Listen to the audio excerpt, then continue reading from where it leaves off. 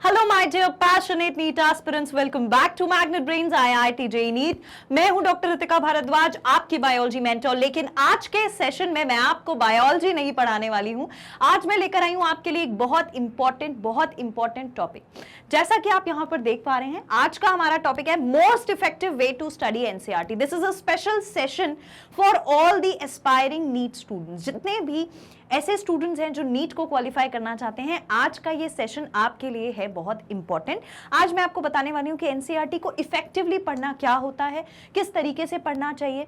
आखिरी तक सेशन में बने रहना। एक सेशन के एंड में आपको मैं बताने वाली हूं बहुत इंपॉर्टेंट बात, लेकिन उसको सुनने का मजा तभी है जब आपको इस सेशन के बारे में सब कुछ मालूम हो। तो एंड ऑफ द सेशन तक बने रहना है। और अपने एक बात ध्यान रखना, अपने जितने भी छोटे भाई बहन हैं या फिर अपने जूनियर्स हैं या जो भी आपके फ्रेंड्स हैं, उन सबके साथ ये सेशन जरूर शेयर करना। सेशन के 10-15 मिनट बाद ही आपको समझ में आ जाएगा कि मैं क्यों कह रही हूं शेयर करने के लिए। It is not just because आपको उन्हें कुछ सिखाना है, लेकिन कुछ ऐसी बातें हैं जो शायद हमें कोई नहीं बताता, वो हमें आज इस सेशन में पता चलने वाली हैं। आप ये सारे सेशंस को देख पाते हैं Magnet Brains IIT JEE NEET के चैनल पर, जहां पर आपको 1-2 चैप्टर्स पढ़ने के बाद, 1-2 चैप्टर्स के वीडियोस देखने के बाद भी कोई पेड सब्सक्रिप्शन नहीं लेना पड़ता है। और आप अपनी प्रिपरेशन, चाहे आईआईटी जेईई हो या फिर नीट हो, आप अपनी प्रिपरेशन 100% फ्री ऑफ कॉस्ट कर सकते हैं। ना कोई कूपन अप्लाई होता है, ना कोई और स्ट्रैटेजी, सिर्फ एजुकेशन के लिए हमारा ये चैनल है। तो आपको क्या मिलता है? क्वालिटी कंटेंट, वो भी बेस्ट टीचर्स के साथ, सिर्फ और सिर्फ Magnet Brains IIT JEE NEET के चैनल पर। आइए सेशन को मैं स्टार्ट करती हूं और बात करती हूं अपने आज के टॉपिक की। तो मैं आपसे ये कह रही थी कि अगर आज का मेरा टॉपिक ये है कि क्या सबसे ज्यादा इफेक्टिव तरीका है एनसीईआरटी को पढ़ने का, तो आज तक क्या ये बात आपको किसी ने बताई है? देखो, हम हर जगह सुनते हैं, जैसे सपोज पहला जो स्कूल होता है या पहला जो लर्निंग फेज होता है किसी की भी लाइफ में, किसी भी पर्सन की लाइफ में, वो होता है घर। तो घर पे भी हमें पढ़ने के लिए बोला जाता है, हमें फोकस दिखाया जाता है, गोल बनाने को बोला जाता है, एम सेट करने को कहा जाता है, या फिर मल्टीपल रास्ते दिखाए जाते हैं कि भाई अगर ऐसा कर लोगे तो जीवन में कुछ अच्छा कर जाओगे, लाइफ में कुछ बन जाओगे। ये बातें हम अपने बड़ों से, अपने पेरेंट्स से सुनते रहते हैं, और हो भी क्यों ना, क्योंकि वो चाहते हैं कि आप लाइफ में कुछ अच्छा करो। लेकिन इसके लिए वो आपके ऊपर भी बहुत मेहनत करते हैं, आप भी अपने आप में बहुत मेहनत करते हो, पर कहीं ना कहीं एक चूक हो जाती है। और वो चूक क्या है? वो जो एनसीईआरटी है, बस हम उसे छोड़ के दुनिया की हर जगह भाग जाते हैं, जो कि कई मायनों में गलत भी है।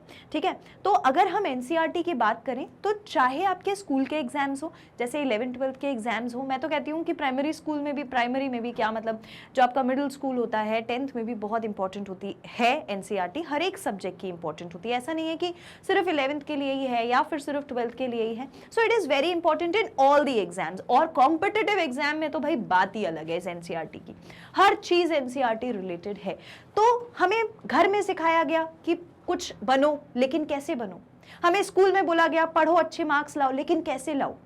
हमें फ्रेंड्स के बीच में पता चला कि यार वो आईआईटी की प्रिपरेशन कर रहा है मेरा दोस्त, तो मुझे भी कुछ बनना है, मैं भी आईआईटी की प्रिपरेशन कर लूं। या फिर मेरी दोस्त को ये नीट की प्रिपरेशन कर रही है, तो मैं भी नीट की प्रिपरेशन कर लूं। वहां भी हम यही चीजें कलेक्ट करके लाते हैं, पर कैसे करना है? क्या कभी ये कोई बताता है कि कैसे करना है? आपके टीचर्स भी, इनफैक्ट आप किसी भी टीचर को अगर फॉलो करते हैं, उनके गाइडेंस को अगर फॉलो करते हैं, तो वो भी आपसे हमेशा कहते हैं यार एनसीईआरटी पढ़ो, एनसीईआरटी में से ही सब कुछ आएगा, एनसीईआरटी पढ़ो। पर कैसे पढ़नी है? पढ़ तो हर इंसान सकता है ना। आप अपने किसी जूनियर को दे दोगे एनसीईआरटी, तो वो भी पढ़ लेगा, भले ही वो 9th क्लास में हो, 11th क्लास की एनसीईआरटी तो पढ़ ही लेगा ना। लेकिन पढ़ने का ऐसा तरीका कि सारी चीजें आप समझ पाओ, सबसे इफेक्टिवली क्या हो सकता है। अब जब मैं ये कहती हूँ कि यार आपको सारी चीजें समझनी है जो एनसीईआरटी में लिखी हैं, तो मैं ये भी जानती हूँ कि साइंटिफिक रीजन होते हैं कि हम हर लाइन जो पढ़ रहे हैं ना, हर एक लाइन, वो हमें तो याद नहीं रहने वाली। This is a very basic general thing कि हर एक लाइन आपको याद नहीं रहने वाली। तो फिर उसमें से क्या याद करना है और कैसे याद करना है, वो मैं आपको इस सेशन में बताऊंगी। ये सेशन है बहुत इंपॉर्टेंट सेशन, और अगर आप इस चैनल पर इस सेशन तक पहुंच गए हो, तो आप समझ लो कि आपने अपना वो जो लैडर है, वो जो सीढ़ी है अपना एम कंप्लीट करने की, उसका एक स्टेप चढ़ लिया है। अगर आप इस सेशन को देख रहे हो, यानी कि आप इतने इंक्लाइंड हो, इतने डेडिकेटेड हो, इतने डिसिप्लिन्ड हो कि आप एनसीईआरटी को कैसे पढ़ना है अगर ये देख रहे हो, तो आप लाइफ में बहुत सिंसियर ऑलरेडी हो चुके हो। बस एक स्टेप आपको और आगे लेना पड़ेगा इसे इंप्लीमेंट करने के बाद। ठीक है, तो आइए हम स्टार्ट करते हैं सेशन। इंट्रोडक्शन मैंने आपको इस सेशन का दिया है कि क्या है एनसीईआरटी, क्यों है एनसीईआरटी, कैसे करना है, वो मैं आपको आगे बताऊंगी। ठीक है, चलिए सबसे पहले हमारे पास क्या है हम वो देखते हैं। सबसे पहले हम बात करेंगे कि एनसीईआरटी को डिकोड करना क्यों है। डिकोड करना है एनसीईआरटी को, लेकिन क्यों, कब करना है और कैसे करना है। ठीक है, तो देखो क्यों करना है डिकोड एनसीईआरटी को। ठीक है, तो यार जब हमारे स्कूल्स में एग्जाम होते हैं या फिर हमारा कोई एग्जाम होता है, जैसे नीट हो गया, नेशनल लेवल पर कोई एग्जाम हो रहा है जहां पर दुनिया के अलग अलग कोनों में से, अलग अलग जगह में से हर स्टूडेंट उस एग्जाम को देने आता है। इमेजिन करो, हो सकता है कि आप ऐसी जगह रहते हो जहां पर आपके लिए हर चीज फीजिबल है, हर चीज अवेलेबल है, आप हर चीज के पास जाकर शिक्षा प्राप्त कर सकते हो। लेकिन कई स्टूडेंट्स ऐसे होते हैं जो दुनिया में, मतलब अब दुनिया क्या बोल रही हूँ, जो हमारे एरिया में ऐसी ऐसी जगह पर रह रहे हैं जहां पर उनके लिए हर एक फैसिलिटी तक पहुंच पाना मुश्किल है। In that case, the one thing that they have, the one weapon that they have to clear that exam is only NCERT. कुछ और नहीं, बस NCERT। तो जो हमारा NTA है, नेशनल टेस्टिंग एजेंसी जो है, ये जो आप जब आपका एग्जाम पेपर बनाते हैं, क्वेश्चन पेपर बनता है, तो इस एम से एनसीईआरटी को मद्देनजर रखते हुए ये पेपर बनता है कि यार जरूरी नहीं है कि आपके पास सारी फैसिलिटी वाला स्टूडेंट ही आएगा, हर स्टूडेंट आपके पास आएगा, उस हर स्टूडेंट का डिफिकल्टी लेवल मेंटेन करते हुए पेपर बनता है। और हम सबसे बड़ी गलती क्या करते हैं, हम सोचते हैं कि यार देखो मेरे बाकी 4 फ्रेंड्स हैं, वो 5,000 5 लाख ऐसे करके फीस दे रहे हैं और किसी फलाना कोचिंग इंस्टीट्यूट में पढ़ रहे हैं और मुझे भी वहां जाके पढ़ लेना चाहिए, उनके नोट्स पा करके मैं बहुत अच्छे मार्क्स ले आऊंगा। एनटीए इस पर विश्वास अगर करती तो फिर वो वैसी ही बुक में से पेपर बनाती। क्यों बनाती है एनसीईआरटी में से एग्जाम पेपर, आपका वैसी बुक में से बना लेती ना, वो जो एकदम एक्सट्रीम लेवल है, राइट। तो देखो पहली चीज, एनसीईआरटी क्यों पढ़नी है, क्योंकि एनसीईआरटी के ऊपर फोकस मेरा एनटीए करता है, नेशनल टेस्टिंग एजेंसी ने किया है। ठीक है, किसने किया है, नेशनल टेस्टिंग एजेंसी भरोसा करती है एनसीईआरटी पे, उससे मेरा पेपर बनाती है। तो मेरे लिए एनसीईआरटी मेरा परम धर्म है। बुक में अगर सबसे पहले, मैंने कई स्टूडेंट्स को देखा है, मुझे नहीं पता आप में से कितने स्टूडेंट्स ऐसे होंगे, जितना आप मेरे साथ कनेक्टेड हो, मैंने तो आपको हमेशा बोला है कि अगर कुछ लेना है, कोई बुक लेनी है, कोई बुक पढ़नी है, तो मेरे सब्जेक्ट में तो आपको सिर्फ एनसीईआरटी खरीदनी है।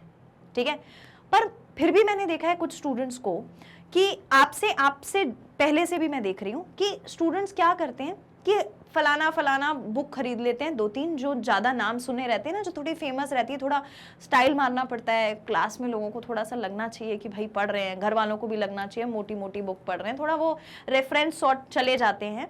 गलत नहीं है, पर गलत ये है, देखो रेफरेंस बुक में से बुक खरीद लेना और उससे पढ़ लेना is not wrong. What is wrong is हम उसको छोड़ दे रहे हैं जो हमारा मेन पॉइंट है। मैंने कई बार स्टूडेंट्स को देखा है एनसीईआरटी खरीदते ही नहीं है साल भर। भाई तू मेरे को अपनी एनसीईआरटी दे देना 2 दिन के लिए, बाकी तो मेरे पास रेफरेंस बुक है, मैं तेरी एनसीईआरटी में से पढ़ लूंगा, जब मेरा एग्जाम होगा क्वेश्चन सॉल्व कर लूंगा। Do you think it is the right criteria? Do you think you are right if you are doing so? तो मेरा ये सजेशन है कि सबसे पहले कुछ खरीदो ना खरीदो, एनसीईआरटी जरूर खरीदो। क्यों खरीदनी है? क्योंकि एनटीए हमारा एनसीईआरटी में से एग्जाम पेपर बनाता है। दूसरा रीजन, क्वेश्चंस जो हैं वो कई बार डायरेक्ट आ जाते हैं एनसीईआरटी से, कई बार डायरेक्ट एनसीईआरटी से आ जाते हैं। ठीक है, अब आप सोचो, जब आपके पास कोई ऐसा माध्यम है कि आपका पूरा का पूरा पेपर उसी बुक पे रिलाई करता है, डायरेक्ट क्वेश्चन आ जाता है उस बुक में से, तो don't you think that book is important? Don't you think you need to work hard on that book, right? तो ये वाली बात एक इंपॉर्टेंट है। ठीक है, आज मैं आपको सेशन में एक मूल मंत्र भी बताऊंगी जो आपकी बहुत हेल्प करने वाला है, बस सुनते जाना। तो देखो, एनटीए भरोसा कर रहा है इसलिए मुझे एनसीईआरटी पढ़नी है, डायरेक्ट क्वेश्चन आता है इसलिए मुझे एनसीईआरटी पढ़नी है। और अगर आप टॉपर नहीं हो, अगर आप 11th के स्टूडेंट हो या आप 12th के स्टूडेंट हो या आप 10th के स्टूडेंट हो या आप 9th के स्टूडेंट हो, आप किसी भी क्लास के स्टूडेंट हो, आपके स्कूल एग्जाम के लिए भी तो भाई इंपॉर्टेंट है। स्कूल एग्जाम ही क्लियर नहीं होगा तो कहां से एनटीए का डायरेक्ट क्वेश्चन आएगा नीट में, राइट? स्कूल एग्जाम भी उसी से हमारा, देखो एक तीर से कितने निशाने लग रहे हैं। स्कूल एग्जाम में भी हम अच्छा कर पाएंगे, डायरेक्ट क्वेश्चंस आ जाएंगे तो हम उसमें भी अच्छा कर पाएंगे, और एनटीए तो पूरा पेपर ही वहीं से बना रहा है। तो वो तो 3 इंपॉर्टेंट बातें हैं जिसकी वजह से हमें एनसीईआरटी पर फोकस करना है, एनसीईआरटी को पढ़ना है, इसे अपनी आदत बनाओ, ठीक है, आदत नहीं, आई शुड से इसे अपनी जरूरत बनाओ कि एनसीईआरटी हमें जरूर पढ़नी है, ठीक है। तो आदत नहीं बनाओ, जरूरत बनाओ कि मुझे एनसीईआरटी पढ़नी है। क्यों पढ़नी है? There are some obvious reason which you can definitely understand. आप नीट एस्पिरेंट हो, आपको ये बात तो समझ में आ गई, ठीक है। अब अपन आ जाते हैं कब पढ़नी है, ठीक है।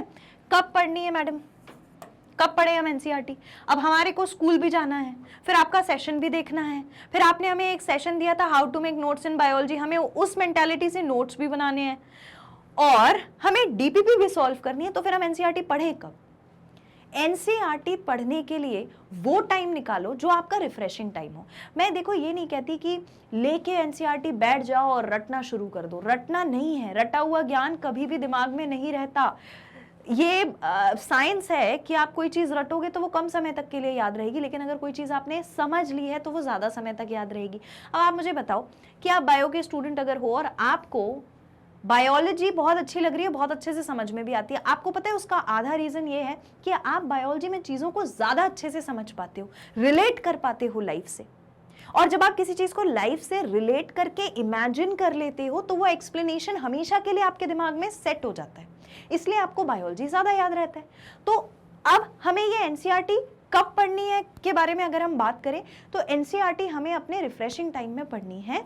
और दूसरी चीज ये, जब हमने सेशन देख लिए हो, मैं आप अगर एमबी के स्टूडेंट्स हो, मैग्नेट ब्रेन्स के स्टूडेंट हो, तो सबसे पहले आप सेशन देख लो, सबसे पहले आप सेशन देख लो, ठीक है। सेशन देखने के बाद, मैं ये नहीं कह रही क्वेश्चन सॉल्व करना जरूरी है, पहले सारा सेशन देख लो, चैप्टर कर लो कंप्लीट, ठीक है। वैसे भी आप लोग बहुत स्मार्ट बंच ऑफ पीपल हो, आज की जनरेशन में आपकी जो जनरेशन है बहुत स्मार्ट बंच ऑफ पीपल की है, जहां पर आप क्या है कि ज्यादातर सेशन को 1.25 या 1.7 वाले स्पीड पर ही देखते हो, है ना, 1.5 वाले स्पीड पर ही देखते हो, तो आपको भी पता है आप सेशन को थोड़ा जल्दी कंप्लीट कर लोगे। जहां सेशन कंप्लीट हुआ, ठीक है, वहीं आपने एनसीईआरटी पढ़ी, या फिर एक टॉपिक का आपने सेशन देखा, उसकी एनसीईआरटी पढ़ी। जब आप सेशन देखने के बाद एनसीईआरटी पढ़ोगे, आप मुझसे लिखवा के ले लो, आपकी एनसीईआरटी की अंडरस्टैंडिंग का कोई तोड़ नहीं है। एक बार सेशन देख लिया, सारी चीजें आपने, देखो गाइडेंस चाहिए होता है, मैं मानती हूं, गाइडेंस देने के लिए मैं हूं, आपके बाकी टीचर्स, बाकी फैकल्टीज हैं जो आपको गाइडेंस देंगे, आपको टॉपिक क्लियर करा देंगे।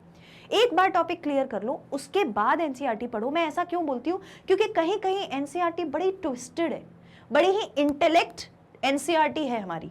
मैंने क्या बोला? इंटेलिजेंट नहीं बोला, इंटेलेक्चुअल एनसीईआरटी बोला है। क्यों? उसमें इतने ट्विस्ट एंड टर्न्स आ जाते हैं, अचानक से इधर से उधर भी चली जाती है और 2 शब्दों में 2 पैराग्राफ या 2 पेज की बात कह देती है।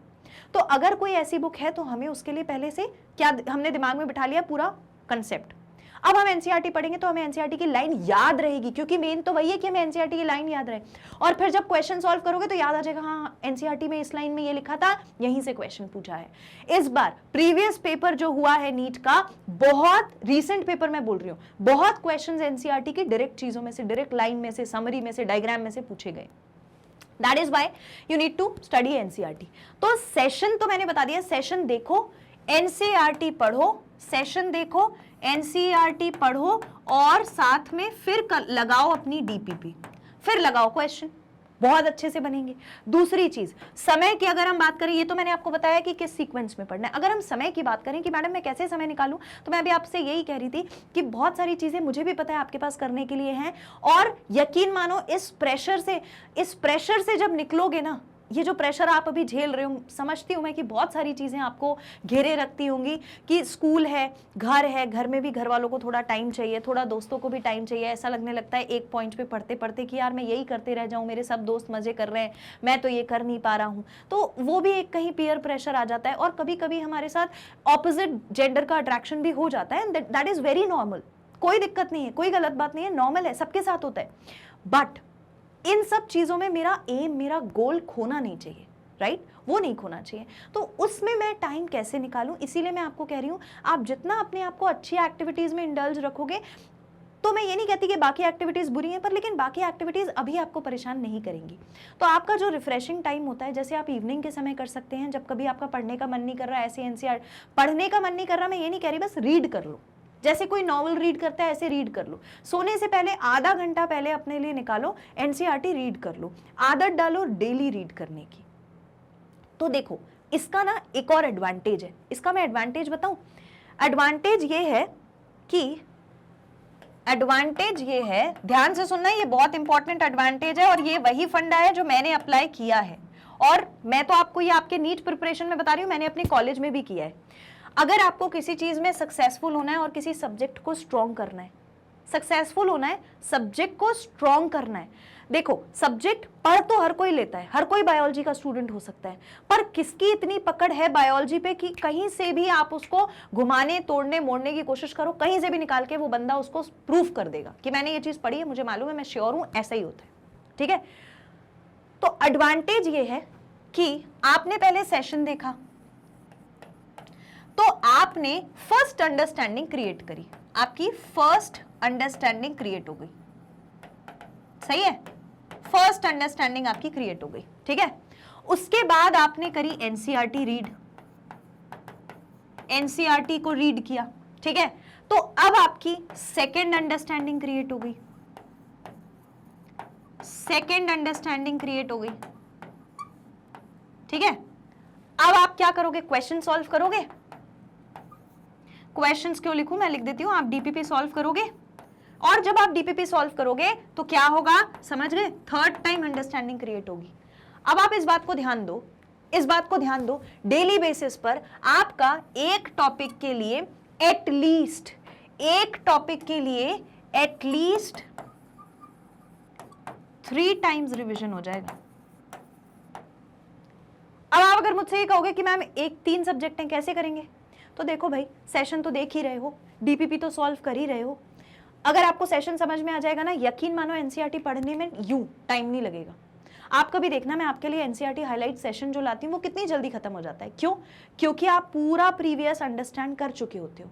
अगर मैं पूरे चैप्टर के सेशंस मिलाऊं तो कितना टाइम जाएगा, लेकिन अगर मैं एनसीईआरटी का सेशन मिलाऊं तो कम टाइम जाता है। ऐसा क्यों? क्योंकि ऑलरेडी आप वो पूरी अंडरस्टैंडिंग बिल्ड करके आते हो, अब आपका ऑलरेडी रिविजन चल रहा है।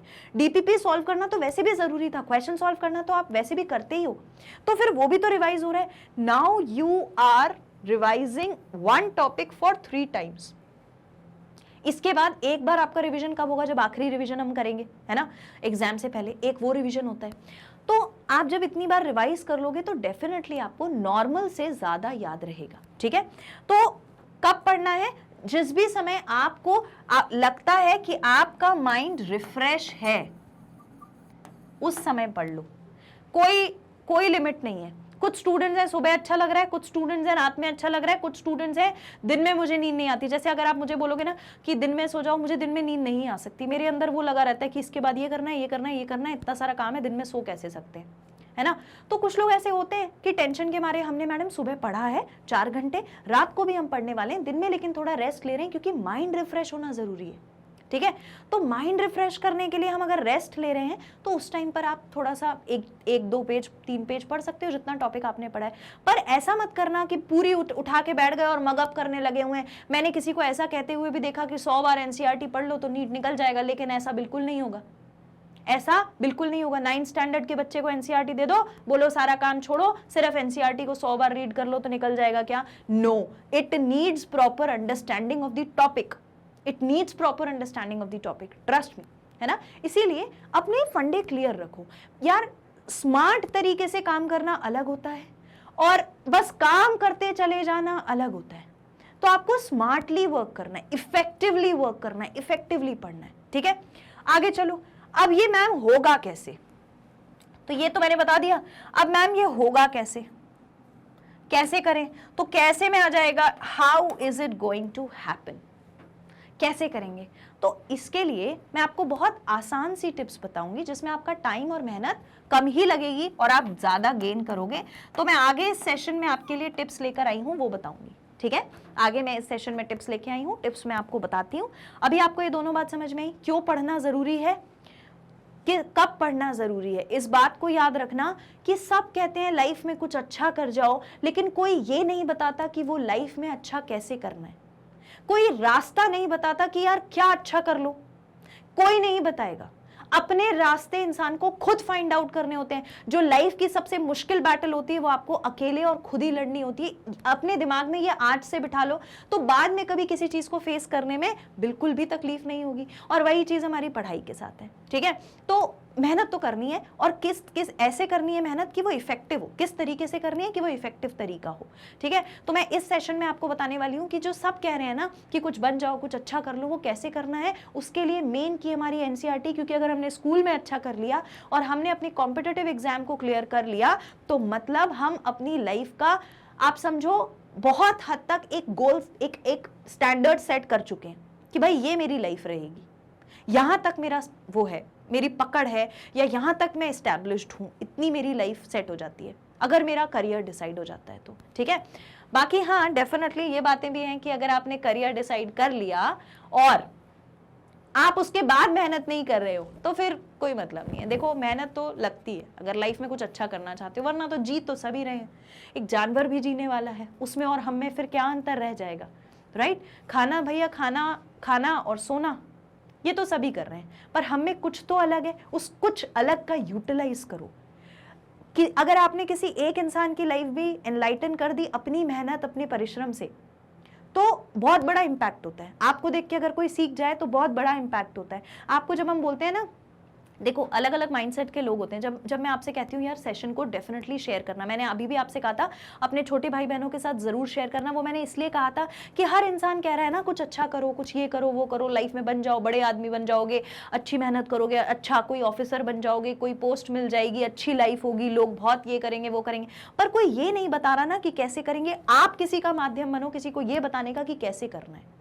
सबसे पहले बेसिक चीज होती है एनसीईआरटी पढ़ना। शायद स्कूल में भी हमें कोई ये नहीं बताता कि एनसीईआरटी पढ़नी कैसे है। बस ये एनसीईआरटी की एक्सरसाइज कर लेना बेटा पीछे की, इसी में से क्वेश्चन आते हैं एग्जाम में। अब बच्चे लगे हैं भाई एनसीईआरटी की, भाई लगे हैं, बेटा तैयार हो गया है कि हाँ चलो एनसीईआरटी के क्वेश्चंस पढ़ने, लेकिन एनसीईआरटी पढ़ना है वो भी तो बताओ, और वो कैसे पढ़ना है वो भी तो बताओ। सो रोल ऑफ एनसीईआरटी क्या होता है? NCERT clears the basic concept. इस बात को ध्यान रखो, एनसीईआरटी ऐसा नहीं है कि कुछ भी लिख दी है। बहुत स्मार्टली, बहुत अच्छे से, बहुत बहुत प्यारे तरीके से एनसीईआरटी लिखी गई है जो हमारे सारे बेसिक कंसेप्ट्स को क्लियर कर देती है, जो सारे बेसिक कंसेप्ट्स को क्लियर कर देती है।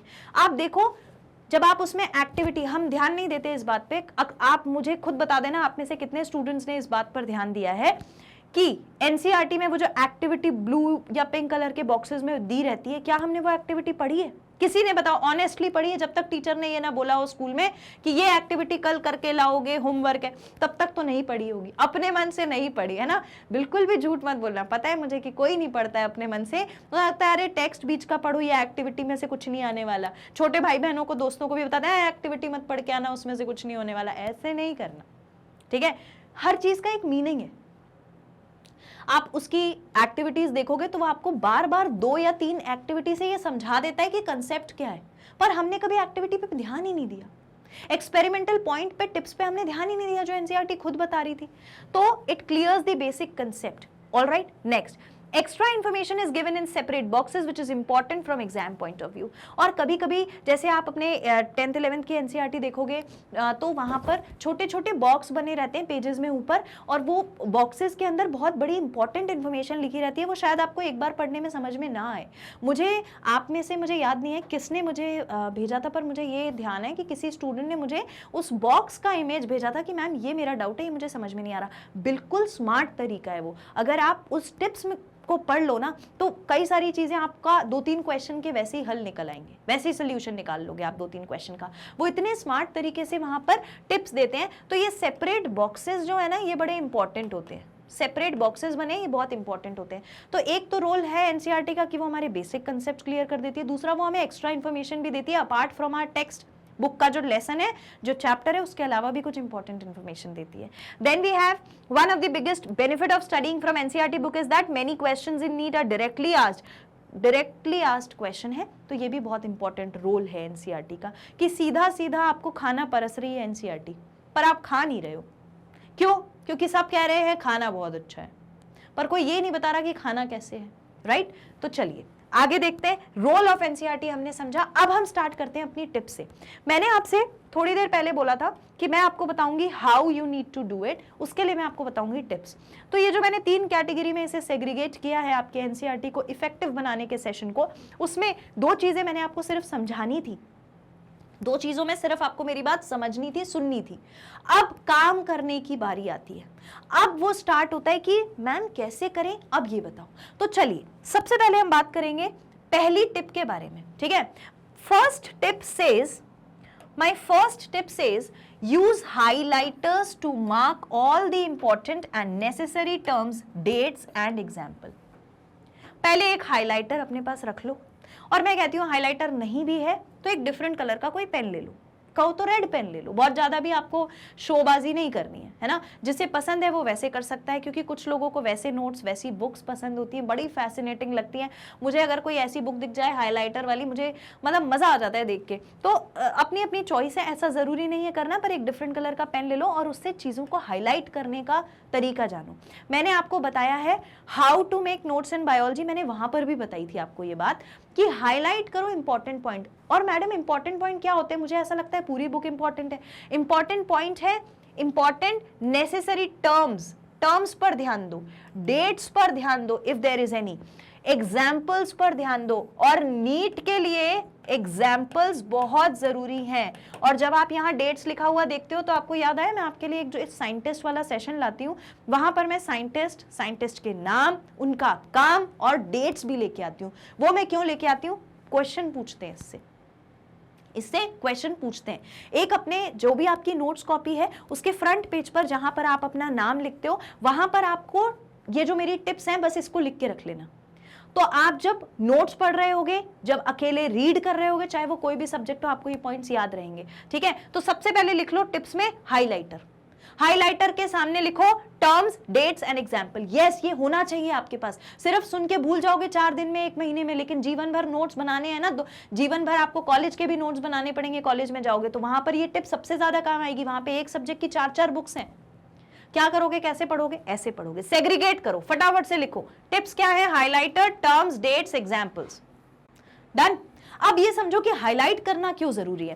The purpose of highlighting is to draw attention. हमें अटेंशन ले लेना है किस चीज का? जो भी इंपॉर्टेंट टेक्स्ट लिखा है उसका, इसलिए हम हाईलाइट कर रहे हैं। और एक ट्रिक ये है, यूज मल्टीपल कलर्स। आप मल्टीपल कलर्स यूज कर सकते हो to assign specific colour code for different needs. मतलब जितने टर्म्स इंपॉर्टेंट है उसको अलग कलर से हाईलाइट करो, जितनी डेट्स इंपॉर्टेंट है उसका अलग कलर रख लो। पूरी बुक में डेट्स एक ही कलर से हाईलाइटेड है, पूरी बुक में टर्म्स एक ही कलर से हाईलाइटेड है, और पूरे एग्जाम्पल्स अलग कलर से हाईलाइट करो, ताकि आपको पढ़ते पढ़ते कभी अगर रिवाइज करना रहेगा तो ढूंढना नहीं पड़ेगा, आप देखते ही समझ जाओगे। इनफैक्ट एग्जाम में आपको वैसा का वैसा दिख जाएगा कि हाँ मैंने यहाँ पर ऐसा एग्जाम्पल हाईलाइट किया था पिंक कलर के हाईलाइटर से, यही है वो एग्जाम्पल, पार्थेनियम ही था, बिल्कुल वैसा का वैसा दिख जाएगा। ठीक है, so this is why highlighting is important. Next tip देखते हैं। नेक्स्ट टिप होती है practice all diagrams in NCERT. NCERT में दिया गया हर एक डायग्राम प्रैक्टिस करनी है। एक कॉपी अपनी ऐसी रखो जिसमें सिर्फ डायग्राम्स ही प्रैक्टिस करो। नोट्स तो ठीक है बना रहे हो, उसमें डायग्राम्स बन रहे हैं, सही है, पर एक बार बना के वहां छोड़ देते हो ना, फिर भूल जाते हो। तो एक कॉपी ऐसी रखो जिसमें बस बैठे बैठे, कुछ लोगों की आदत होती है जब वो फोन चलाते हैं या फोन पर बात करते हैं तो आप देखना एक सामने पेपर रखे रहते हैं और उस पर कुछ कुछ कुछ कुछ कुछ कुछ लिखते रहते हैं, अपना नाम लिखते रहेंगे, फिर कोई साइन बनाता रहेगा। अरे ये सब करने की बजाय अगर देखो, बात तो आप भी करते हो फोन पे बहुत बहुत देर तक, है ना, चाहे दोस्त हो, चाहे भाई बहन हो, मम्मी हो, जैसे कुछ हैं जो बाहर रहते हैं, पेरेंट्स से दूर रहते हैं, वो बहुत देर तक मम्मी पूछ रही है बेटा आज खाने में क्या खाया, और कपड़े धुल गए कि नहीं धुल गए, पढ़ाई हो रही है कि नहीं हो रही, दोस्तों के साथ ज्यादा मत घूमना, कम पैसे खर्च करना, लगा है यहाँ से। अब वो बैठे बैठे मम्मी की बेटी नाम लिख रही है। अरे अपने सामने एक कॉपी रख लो ना, एक कॉपी रख लो, जो डायग्राम उसमें बनाए, हाँ मम्मी मैं ऐसा कर रही हूँ, हाँ मम्मी मैं ऐसा कर रही हूँ, बात करते जाओ, कौन मना कर रहा है, अपना टाइम करो, पर उसमें कुछ इफेक्टिव हो जाएगा ना। एक डायग्राम भी याद रह गया तो बहुत अच्छी बात है, रोज एक डायग्राम खोल के बैठ जाओ, मम्मी से बात कर रहे हैं तो दोस्त से बात कर रहे हैं, बताना जरूरी नहीं है कि मैं डायग्राम प्रैक्टिस कर रहा हूं, पूरा दिमाग वहीं, पर वो आपके दिमाग में रह जाएंगी चीजें, ठीक है। तो आप डायग्राम प्रैक्टिस करो। Diagram plays an important role in theoretical as well as in practical study. Biology में अगर आपको थ्योरी देखनी है और प्रैक्टिकल देखना है तो आपको बहुत अच्छा याद हो जाता है, पूरा सिस्टम समझ में आ जाता है। अगर मैं आपको open and close circulatory system पूछूंगी तो आप ऐसे डिफाइन नहीं कर पाओगे, लेकिन मैं अगर आपको उसका फ्लो चार्ट समझा देती हूँ, आपको यूं समझ में आ जाता है कि क्या होता है ओपन सर्कुलेटरी सिस्टम, क्या होता है क्लोज सर्कुलेटरी सिस्टम। अगर मैं आपको रिफ्लेक्स एक्शन का पाथवे बता देती हूं तो आपको ज्यादा याद रहता है, पैराग्राफ में लिखवा दूंगी तो याद नहीं रहेगा। सिट्रिक एसिड साइकिल है, आपको साइकिल क्यों याद रहती है, लिखने में इजी पड़ जाती है, साइकिल से पूरे स्टेप समझ में आ जाते हैं, सही है। तो ये सारी चीजों से क्या होता है, आपको चीजें ज्यादा याद रहती हैं, वर्किंग समझ में आ जाती है सिस्टम्स की, कैसे वर्क हो रहा है। अगर मैं आपको किडनी पढ़ाने ले चलूं और मैं एक्सक्रीटरी सिस्टम में किडनी अगर आपको पढ़ाऊं, किडनी का स्ट्रक्चर पढ़ाऊं, नेफ्रॉन पढ़ाऊं, बोवेन्स कैप्सूल पढ़ाऊं, ग्लोमेरुलस पढ़ाऊं, तो आपको डायग्राम से सब समझ में आता है। अच्छा, ब्लड ऐसे गया होगा और यहाँ एफरेंट और इफरेंट आर्टीरियोल रहा होगा, प्रेशर इंक्रीज हुआ होगा तो ब्लड हो गया होगा फिल्टर, यहाँ से यूरिन का फॉर्मेशन हुआ, अब्जॉर्प्शन यहाँ हुआ, ascending loop of Henle, descending loop of Henle, सारी चीजें आपको समझ में आने लगती है। सिर्फ डायग्राम अगर आप समझ जाओ, आप पूरा आंसर लिख सकते हो, आपको थ्योरी पढ़ने की भी जरूरत नहीं पड़ेगी। कुछ चीजों में, सब चीजों में ऐसा मत करना, कुछ चीजों में थ्योरी को लिखने या पढ़ने की जरूरत नहीं पड़ेगी। So helps in understanding theory, theory समझा देती है थ्रू विजुअल परसेप्शन, देखकर थ्योरी समझ आ जाती है। Diagrams are integral part of biology, biology में तो भाई डायग्राम्स के बिना सब अधूरा है, ठीक है, डायग्राम्स के बिना सब अधूरा है। अभी प्लांट किंगडम ले लो, एनिमल किंगडम ले लो, मैं जब डायग्राम बनाकर बोलती हूँ कि पॉरीफेरा में ऐसे पानी गया था और ऐसे ऑस्कुलम से बाहर आया था, कितनी अच्छे से याद हो जाता है। यही मैं लिख कर ले आऊं तो याद हो जाएगा? नहीं होगा।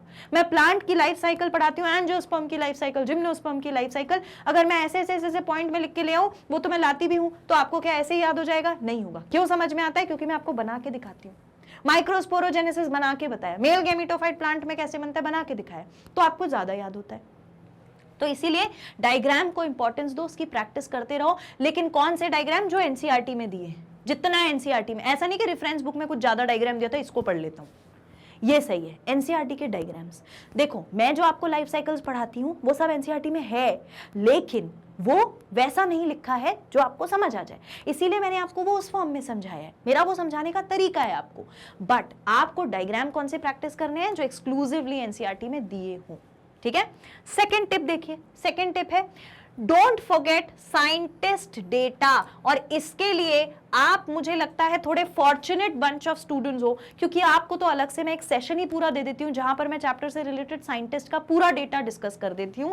सो at the beginning of the unit, NCERT के स्टार्टिंग में जैसे ही चैप्टर स्टार्ट होता है, बुक स्टार्ट होती है, वहां पर साइंटिस्ट के बारे में दिया रहता है। उन साइंटिस्ट को बिल्कुल मत भूलना, ठीक है। तो आपको तो इसके लिए कहीं जाने की जरूरत नहीं है, आपको मेरे पास साइंटिफिक सेशन, साइंटिस्ट डेटा का सेशन जो है, साइंटिफिक डिटेल्स का, वो मिल जाता है, तो आपको तो बिल्कुल परेशान नहीं होना है, ठीक है। पर इस चीज को फिर भी जब आप अगली बार बुक पढ़ो तो साइंटिस्ट का नाम जरूर पढ़ लेना।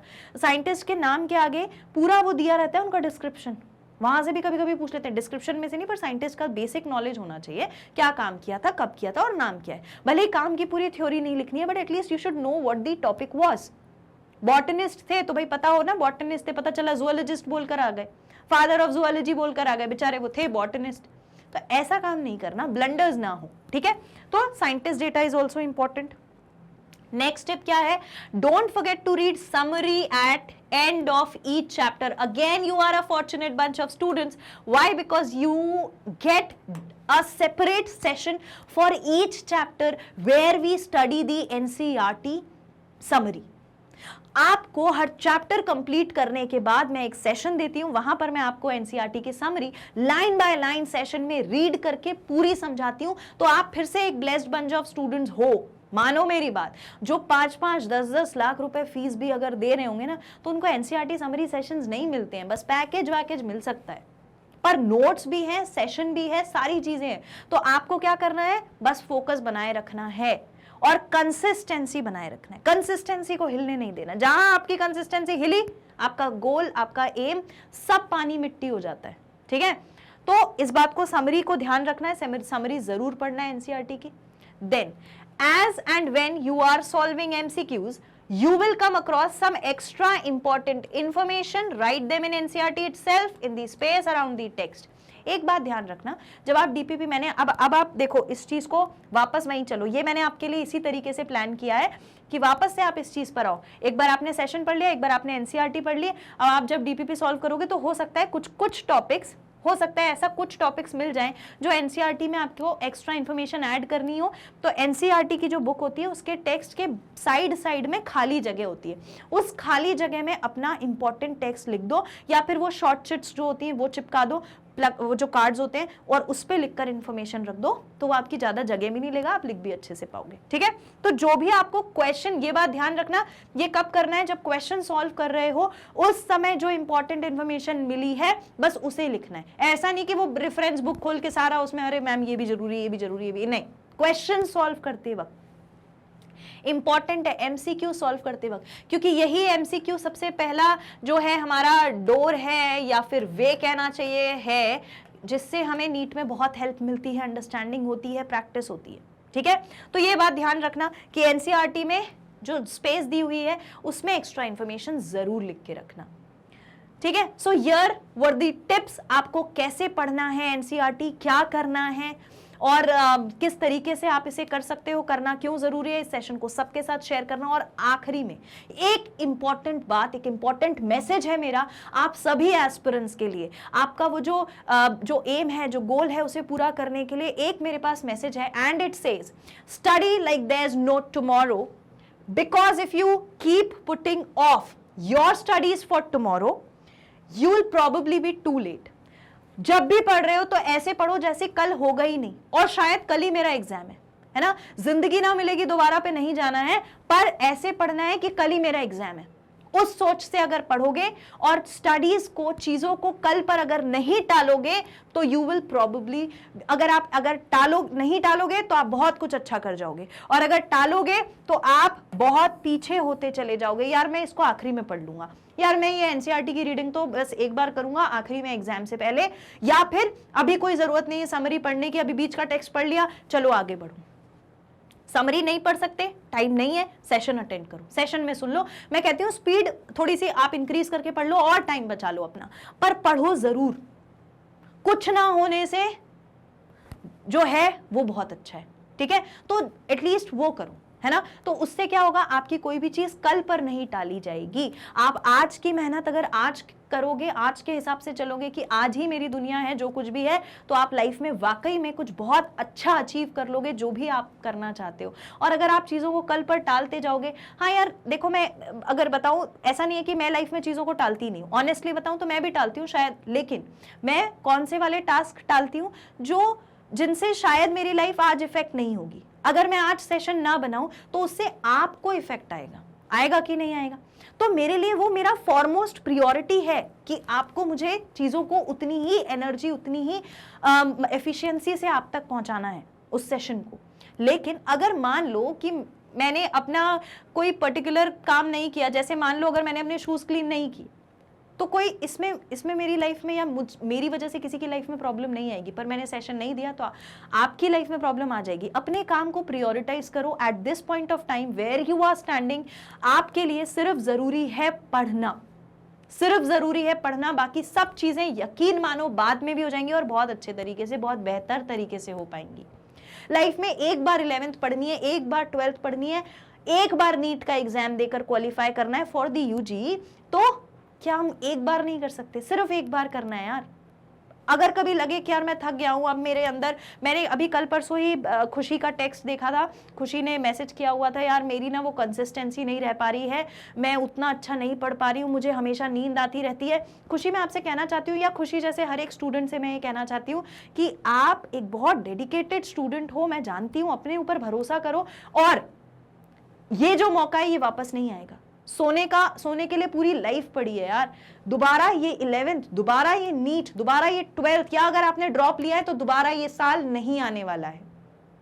इसीलिए आज मेहनत कर लो। अगर आपको एक जगह एक सेकंड के लिए भी लग जाए कि मेरी बात में कुछ ट्रुथ है, कुछ सच्चाई है, तो अब इसके बाद आपकी कंसिस्टेंसी हैम्पर नहीं होगी, राइट? तो हम इस चीज को, मैं समझती हूं कि हम इस चीज को बहुत अच्छे से कन्वे एक दूसरे को कर पाएंगे। आप अपने थॉट्स, अपने क्वेश्चंस, कोई भी प्रॉब्लम अगर आपको इन सब चीजों से रिलेटेड लग रही है तो आप मुझे कमेंट सेक्शन में लिखिए। किसी चीज पर पर्टिकुलरली आपको कोई सेशन चाहिए जहां आप बार बार परेशान होते हैं, तो आप उसे सेशन में लिखिए, मैं आपको डेफिनेटली वो सेशन दूंगी। कुछ भी आप मुझसे बात करना चाहते हैं आप कमेंट सेक्शन में जरूर लिखिएगा, और जो मैंने बातें बताई हैं उन्हें जरूर ध्यान रखिएगा। It is going to help you out like anything. ये आपकी ऐसे मदद करेगा, आपको खुद लगेगा कि यार मुझ में कितना इंप्रूवमेंट हो गया है, राइट? आपकी स्टडीज कितनी अच्छी हो गई हैं। Alright, so this was my message for all of you. I hope आप इस मैसेज की डेप्थ समझेंगे कि मैंने आपके साथ इसे शेयर किया है तो क्यों। एट लास्ट आप इन सारे सेशंस को देखते हैं मैग्नेट ब्रेन्स पर, तो मैग्नेट ब्रेन्स के 3 प्लेटफॉर्म पर आप ये देख सकते हैं। आप हमारी ऑफिशियल वेब यूट्यूब पर देख सकते हैं, यूट्यूब के साथ साथ आप हमारी ऐप विजिट कर सकते हैं, ऑफिशियल वेबसाइट विजिट कर सकते हैं। तीनों जगह आपको सारी चीजें सीक्वेंस में अरेंज्ड मिल जाएंगी। जैसे ही आप ये हमारा चैनल लॉगिन करोगे, चाहे यूट्यूब पे किया हो चाहे वेबसाइट पर गए हो, आपको दिखेगा एक्सप्लोर टॉप कोर्सेज का ऑप्शन, जहां पर हमारे ये कोर्सेज आपको दिखेंगे। उसमें से आप अपना कोर्स सिलेक्ट करिए जो भी आप पढ़ना चाहते हैं, और उस पर्टिकुलर कोर्स में आपको उसके सब्जेक्ट्स, टीचर्स, चैप्टर्स के वीडियोस सब कुछ मिल जाएंगे। वॉच नाउ करके आप सेशंस को देख सकते हैं। और हमारे साथ जुड़ने के लिए आप जो सोशल प्लेटफॉर्म्स हैं उन पर भी आ सकते हैं। जैसे YouTube पर तो आप सब्सक्राइब कर ही लेते हैं, फटाफट से सब्सक्राइब कर ही लेना है। सारे नोटिफिकेशन, सारे इसी तरीके के सेशंस आपको मिलते रहेंगे। फेसबुक पर भी आप हमारे साथ कनेक्ट कर सकते हैं, फॉलो कर सकते हैं। इंस्टाग्राम पे जरूर फॉलो करना। इंस्टाग्राम पर बहुत सारी इफेक्टिव चीजें आपको मिलती हैं, कई सारी लर्निंग्स वहां पर हैं apart from studies as well, जो आपको लाइफ में भी बहुत हेल्प करने वाली हैं।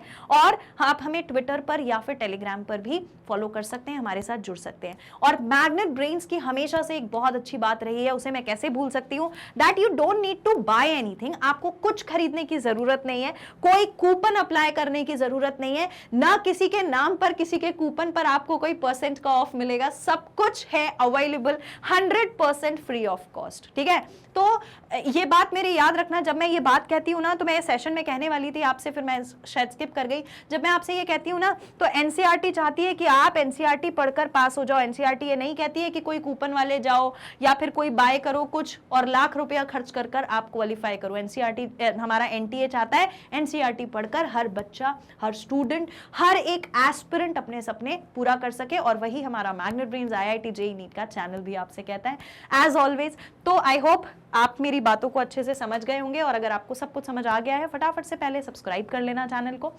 फटाफट से सब्सक्राइब कर लेना, लाइक जरूर करना सेशन को अगर समझ में आया है सब कुछ। दूसरा, इसे शेयर जरूर करिएगा। मैंने ऑब्वियस रीजंस आपको बताया क्यों शेयर करना जरूरी है सबके साथ। अगर आपके छोटे भाई बहन है, प्राइमरी क्लासेस में है, मिडिल स्कूल में है, तो उनसे भी शेयर करो। उन्हें पता होना चाहिए कि एनसीईआरटी को कैसे पढ़ना है, ताकि उनके ग्रेड्स बहुत फाइन हो सके, बहुत अच्छे हो सके। Magnet Brains IIT JEE NEET के प्लेटफॉर्म पर आपके लिए सब कुछ अवेलेबल है 100% फ्री ऑफ कॉस्ट। कोई फीस नहीं देनी है, कुछ भी नहीं करना है। And here I end the session. Thank you so much. मैं आपसे फिर से मिलूंगी, तब तक के लिए keep studying and take care.